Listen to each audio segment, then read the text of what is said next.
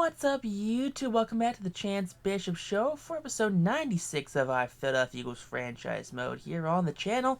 Philly coming out of winning their fourth Super Bowl in franchise history, their third of this series. But coming into this season, they do have a special player, and I do mean a very, very special player who is debuting this season with Philadelphia. None other than one Mr. Micah Parsons, the former first-round draft pick, the former Penn State linebacker, now playing for Philadelphia, joining the likes of C.D. Lamb and Trayvon Diggs. Two very popular Dallas Cowboys jumping ship coming to Philadelphia. They did what they had to do. Both of those guys understood the assignment, and they got Micah Parsons to jump ship and head over to Philadelphia as well. Locking up probably one of the best defenses of all time. And also probably three of the biggest Benedict Arnolds in NFL history. Three Cowboys drafted by the Cowboys, a first, a second, and a first round draft pick, the three of them, and all three end up in Philly. What are the odds that happens? Last season, Philly's rush offense, 2,600 yards, averaging just under 5 yards a carry. Philadelphia, one real mean running team. They are not a team you want to trifle with, especially when it comes to that ground game. I mean, honestly, if we're coming into this game, we're taking on the Arizona Cardinals. We played them, was a couple episodes ago in the playoff. Cliff Kingsbury, he's still there. Kyler Murray, he's still there as well. Guess what? They're both still trash. It's opening week here, and the only thing Kyler Murray is prepared for is the new loot boxes to drop in ML and I don't know, whatever, in Call of Duty. Whatever Warzone maps are currently out right now. Probably get some Madden, some MUT points right now as well. Maybe play some Diamond Dynasty as well. Who knows what he's doing? All I know is he's not playing football, as Philadelphia has this game tied up 14 apiece. There they go, take the lead here in the third quarter. Philadelphia, bend don't break. There you go, 28-14, 28-21 the fourth quarter. Philly, come on, hold strong. Get some points here, a field goal, something. Score some points to bit of a buffer. It's a tie game now. Come on, Philly, you can do it. March down the field, and overtime, that's not what I want to see. I want to see overtime. But this game turns out to be a win, a victory for Philadelphia. There you go, 34-28 the final score of this one. Anthony Richardson and the Eagles come out victorious over Kyler Murray and the Arizona Cardinals. The Cardinals dropping the home opener, I guess the opening day. Philadelphia, they win their home opener against the Cardinals. Philadelphia usually struggles against the bird teams, and you saw that here. Having to go to overtime to get the victory. The only thing probably more embarrassing than losing here on opening day to the Cardinals will be a time. 3 touchdowns and a pick from Richardson, 87 yards and a touchdown for Bijan, 119 receiving yards for Bijan, 137 and a touchdown for Devontae. That's why I plays with receiving yards as well. No sacks allowed. Tackles were led by 10 with Trayvon and Jeremiah Trotter. 1 tackle for loss, 2 sacks on the day, or 3 sacks on the day actually. Micah Parsons gets in on that one. 1 pick from CJ right there. Gardner was perfect. 4 punts from Greg McCain. Sheldon Peoples and Tony Pollard were active in the return game. But after the game, Brian Breeze saying, Coach, it's week 1. We got this thing underway, and we have a lot more season to take care of. We're going to come out of this one. We're going to hopefully have ourselves a good season. Go back to back in this one. And, something I know I stated, I believe in his last episode, but if you guys haven't noticed, we're going to play the full season at a time right now. It's a full season at a time. We're going to jump ahead right now to the mid-season, probably about week 8. I believe it's like week 8 or 9. It's I guess 18 weeks, so it should be like week 9-ish of the NFL season here. take a look how Philadelphia is doing, take a look at the stats on the season for Philadelphia, and then go forward from there. So yeah, we're week 8 actually. Okay, so week 8, Philadelphia sits 7-0 on the season. So Philly doing very well right now. They're tops of the NFC East, of course. You know, where else would they be if not at the top of the NFC East? Let's be honest here. Richardson 19-7 for touchdown interception, 760 for Bijan with 10 touchdowns. Let's see, 500 yards from CD with 2 touchdowns, 500 from AJ Brown with 8 touchdowns. Goddard's got 4 touchdowns. Devontae has 3 touchdowns. Let's see, sacks allowed. Malata's allowed 3 sacks, 2 from Banks, 1 from Big Dick.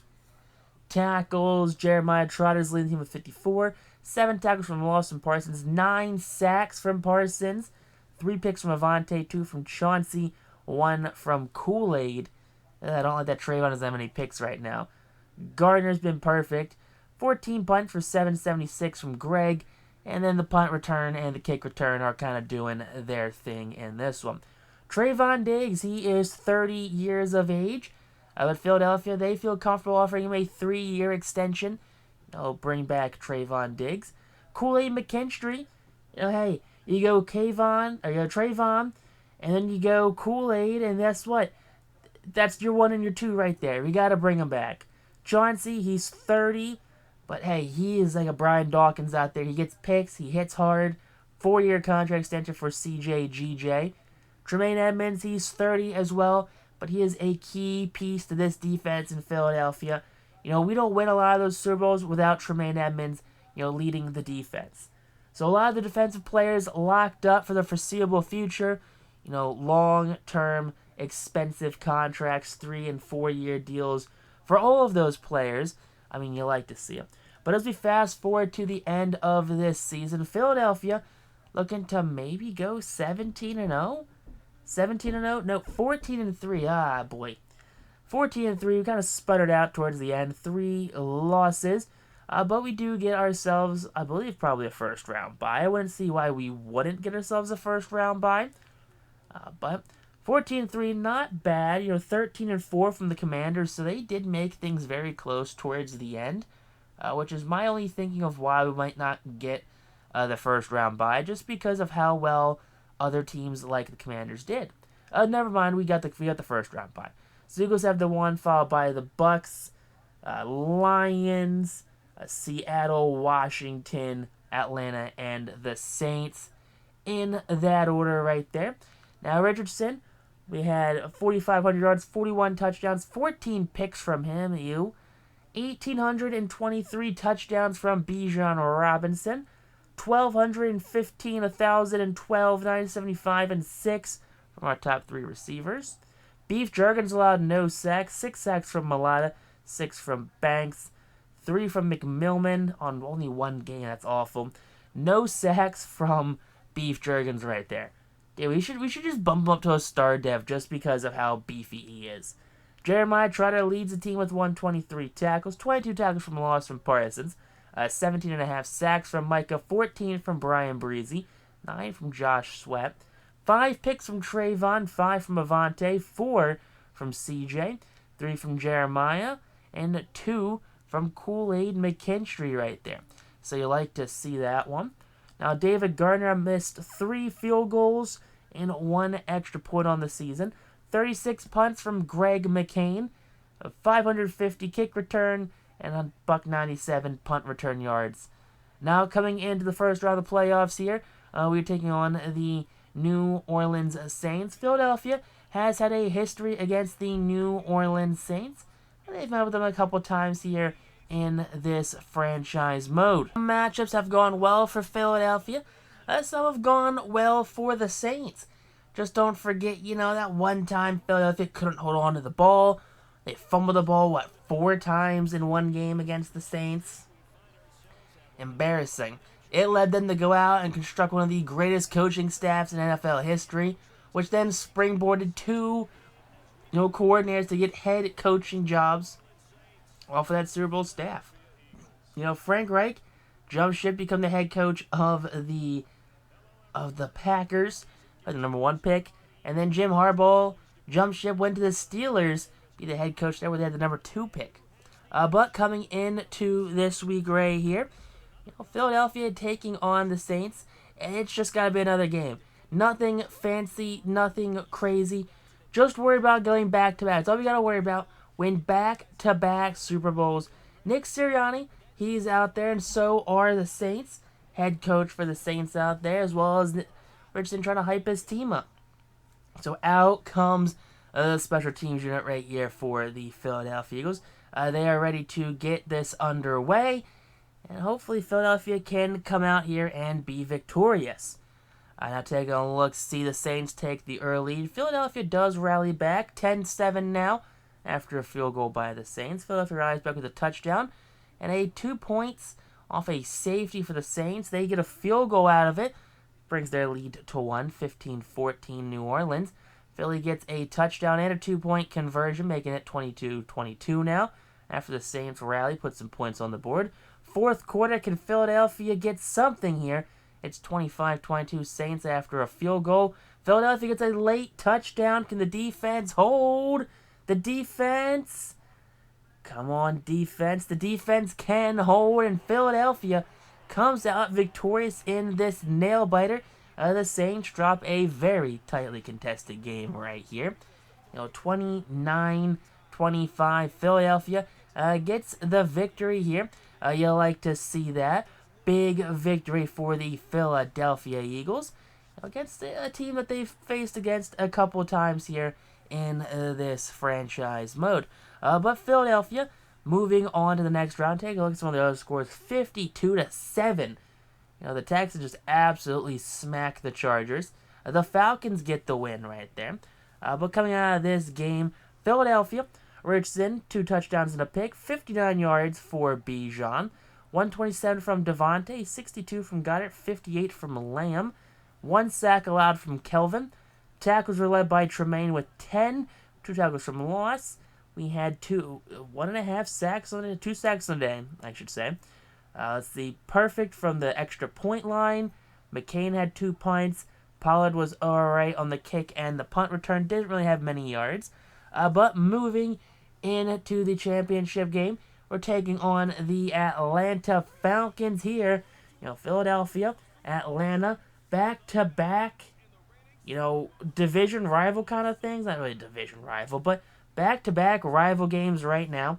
The Atlanta Falcons, a bird team, a team that Philadelphia kind of tends to struggle against. If it's Arizona, the Seahawks, the Falcons, if it is also a bird-related team, Philadelphia's going to struggle for some reason. Hell, I guarantee if you put the Baltimore Orioles out there, Philadelphia will find a way to struggle. And the Orioles aren't even in the right, the right sport. Any bird teams in hockey? What kind of hockey teams we have out there named they're birds? San Jose Sharks, Knights, Kraken, Canes, Jets. Jets are kind of bird-like. They both fly. I'm pretty sure all the 5'9", wingers could probably outplay the Philadelphia Eagles because they're both flying things, birds and jets. That's right. That's what we're going with there. That's the comparison. That's the bird comparison of the NHL's the Jets. Good old Winnipeg, I should say. But coming into this one right now, Philadelphia, right now they're the heavy favorites in this one. They're taking on the Atlanta Falcons. Falcons take a 3-0 lead, but Philadelphia does rally back with a touchdown, make it 7-3. Atlanta doesn't go down easy, makes it 10-7 with a touchdown of their own. Philadelphia looking for points now as they drop behind by a score, but Philadelphia gets a touchdown, gives them a 1-point lead. A field goal there makes it a 4-point lead for Philly. Injury for Adoree Jackson. 24-13 now, as Philadelphia picking apart that injured secondary. 31-20 now.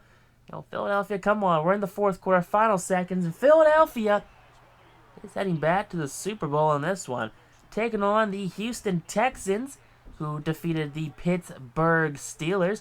31-20 is the final score of this one. An injured secondary probably did benefit Philadelphia's passing attack.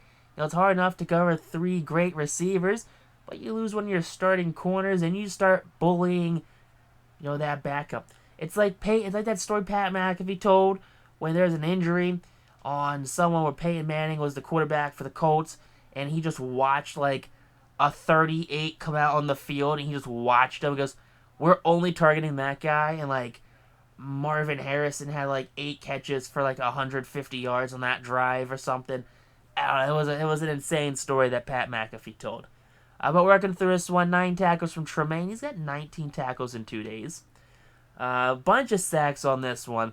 Absolutely bullied the crap out of that offensive line. You know, Dave Gardner, Greg McCain, fine. No kick returns and only 2 punt returns. Take a look here at the Pro Bowl rosters, because I know everyone cares here about the Pro Bowl. Ezekiel Elliott's still making the Pro Bowl there with the Dallas Cowboys. I mean, I guess when they pay him all that money, I guess we have to run this guy. We have to make his contract worth it, I guess. You know, Montez Sweat's up there. You know, Jack Sawyer, Roquan Smith, Andrew Booth Jr. Let's see, any other big names? Not really. I mean, Grant Delpit's up there. Former Brown safety, Grant Delpit. So he's not a bad player at all. You know, but here we go. We're coming into this one. You know, Philadelphia, definitely the favorites to win the Super Bowl over the Houston Texans. And Nick Sirianni is 3-0 when it comes to Super Bowl matchups. But taking on the Houston Texans, I don't remember who their starting QB is here in Houston. You know, it's someone they drafted, I think, year 2 or year 3 of one of those. I think it's Quinn Ewers. Is Quinn Ewers their QB? I think that sounds right. I think Quinn Ewers is their QB down here in Houston. That just sounds right to me. You know, because I don't know. But yeah, hopefully it shows who their quarterback is, because I am entirely guessing. Number 9, who are you? Come on, number 9. Show us who you are. I need to know who you are. Like, I know number 3 you're filled up is Anthony Richardson. That's fine. That's straight up. It's plain and simple. But I do not remember who the quarterback here is for the Houston Texans. Houston, we have a bit of a problem right now if you don't tell me who number 9 is. Number 9 not out there for the opening huddle, apparently. Alright, that's strange. You don't have your quarterback out there for the coin toss. But it is what it is. Philadelphia, though, definitely the favorites in this one. You know, they have Lance Huff back there for the kick return. But Gardner, you know, he's ready for a touchback. Averages a 22 1/3 yard line. You know, 50 touchbacks. That's a pretty good sample size right there. I mean, only 50 touchbacks, really? But coming in this one, the Houston Texans marching down the field. They get 3 points on their opening drive. Philadelphia has shut out on that one so far. Shut out to the first quarter alone. Finally get their first score in the second. The defense allows a field goal right there. And then a quick touchdown. Philadelphia gets their own touchdown. Makes it 14-13. Going into halftime right now. Can Philadelphia, there you go. They get points. Up by 4 points now in this one. Now it's 17-16. The Texans not going down easy, but Philadelphia, you know, makes it a 4-point lead yet again with the field goal. Come on, we need something here. 23-20 after a touchdown. Final less than 4 minutes. Philadelphia, can they not do it? They can't do it. Philadelphia dropping their first Super Bowl here under Nick Sirianni. Oh my Lord. What just happened there from Super Bowl favorites to losing to the Houston Texans? The Texans winning their first Super Bowl in franchise history. Absolutely shocked here in Philadelphia. Yeah, Quinn Ewers is their starting QB. But Quinn Ewers, you know, taking on and defeating Philadelphia, you know, the dynasty of Nick Sirianni that he's created here between 2 different QBs. I mean, to come in here and to win and to outcoach and outplay. I mean, Lovie Smith, dude, bless his heart for coming into Texas and winning a Super Bowl and kind of making the Texans relevant for the first time ever in franchise history. But that's absolutely insane right there. Richardson, 2 picks on the day. 77 yards from Bijan, 61 receiving yards from Goddard, 90 from Devontae. Just couldn't get the touchdowns in. 3 sacks allowed in this one. Tackles, 13 by Jeremiah, 10 from Avonte. Pressure, only 3 sacks on the day. No picks at all, which definitely hurts the team. Especially when your starting QB throws 2 interceptions of his own. But 23-20, Houston gets their first ever Super Bowl victory. Quinn Ewers is your Super Bowl MVP. Mahomes is the MVP, Sirianni Coach of the Year. And I mean, that's just absolutely insane to drop this one. Taking a look at those who retired: Joel Bettino, Alvin Kamara, Fuller, Marcus Epps, former Eagle right there. Derek Carr retires. Let's see any other big names. Eric Wilson, former Eagle. Dory Jackson hurt himself in against the Eagles. I'm pretty sure that was a Cowboy that retired. I missed who that was. Let's say Zeke. Did Zeke retire? That'd be wild if he did. Famous Jameis, Van Ginkel, Shaq Thompson. You know, a bunch of players that just for some reason just didn't end up on teams. To end things off, Andy Reid retires. Wow. Andy Reid calls it a career. After the season, CeeDee Lamb gets offered a 7-year extension to his age 37 season. I'm assuming Philadelphia expected him to play like 3-4 seasons and then get an extension. CJ offering him an extension right there. You know, big old CJ GJ extension. You know, take a look at the draft picks for Philadelphia. They went D tackle in the first round, free safety, linebacker, halfback, wide receiver. You know, a bunch of depth players right there they're going for in this one. You know, absolutely insane. Take a look at the offense. CeeDee Lamb's an X factor. AJ Brown, Devontae Smith. You know, it's the team's put together to win now. This is a win now team. You know, Baylor Cupp's your starting tight end. He's surpassed, you know, Goddard. The defense is just, look at all that red. That's a lot of red right there for Philadelphia's defense. You know, Ronnie, CJ, Trayvon, Brian Breezy, Josh Sweat, Jeremiah Trotter, Micah Parsons, Hassan Reddick. But if you guys are interested, that like button. Comment down below what you think. And text on YouTube, though. Peace out, rock on, stay super classy. I'll catch you on the next episode here on the channel of the Chance Pitch Show. Stay tuned for episode 97 of this series.